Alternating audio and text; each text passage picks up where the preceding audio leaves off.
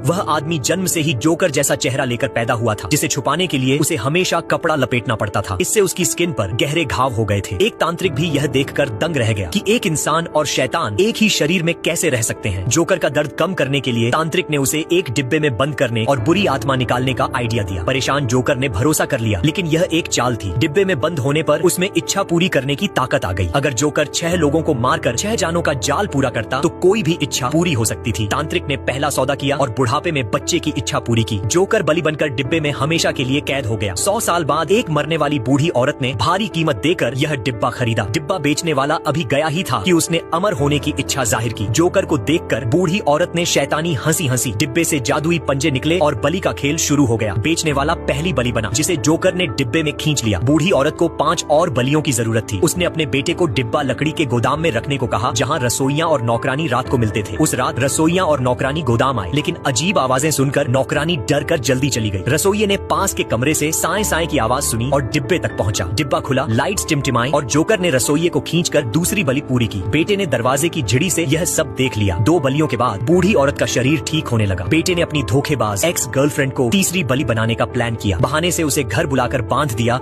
और गोदाम में डिब्बे के सामने छोड़ दिया। जोकर ने लार टपकाते हुए उसे खींच लिया और तीसरी बलि हो गई। अब 3 और बलियों की जरूरत थी। बेटे ने नौकरानी को टारगेट किया। उसने जहर को गिलास में डाला, जिसे नौकरानी ने बिना जाने पी लिया। कमजोरी महसूस कर वह अपने कमरे की ओर गई, लेकिन सीढ़ियों पर जोकर दिखा। डर कर वह चीखी और बेहोश हो गई। नौकरानी ने होश में आकर मालिकों को राक्षस की बात बताई और नौकरी छोड़ने की बात कही। मालिकों ने इसे वहम मानकर डॉक्टर बुलाया। मालिक ने डॉक्टर को नींद की गोलियां देने के लिए रिश्वत दी, लेकिन डॉक्टर ने ऐसा नहीं किया और नौकरानी को सावधान रहने को कहा। बेटे ने डॉक्टर को भागने न देने के लिए दरवाजा लॉक कर दिया। अजीब म्यूजिक बजा और जोकर ने डॉक्टर को डिब्बे में खींचकर चौथी बलि पूरी की। बूढ़ी औरत का शरीर अब और बेहतर हो गया था। सिर्फ 2 बलियां बाकी थी। दूसरी नौकरानी ने पहली नौकरानी से कहा कि हवेली में लोग रहस्यमयी ढंग से गायब हो रहे हैं। उसने गोदाम की जांच की, लेकिन जोकर ने उसे खींच लिया। डिब्बे पर 5वीं आंख उभरी। पहली नौकरानी ने खून और कटा हुआ हाथ देखा। तभी पीछे से हमला हुआ, लेकिन जोकर प्रकट हुआ। बूढ़ी औरत का ध्यान भटका और नौकरानी ने चाकू छीनकर उसे मार डाला। घायल नौकरानी भागी, लेकिन जोकर तेज था। आखिरी पल में उसने जोकर की कमर में चाकू घोंप दिया और हवेली से भाग निकली। जोकर ने बूढ़ी औरत के बेटे को निशाना बनाया ताकि जाल पूरा हो।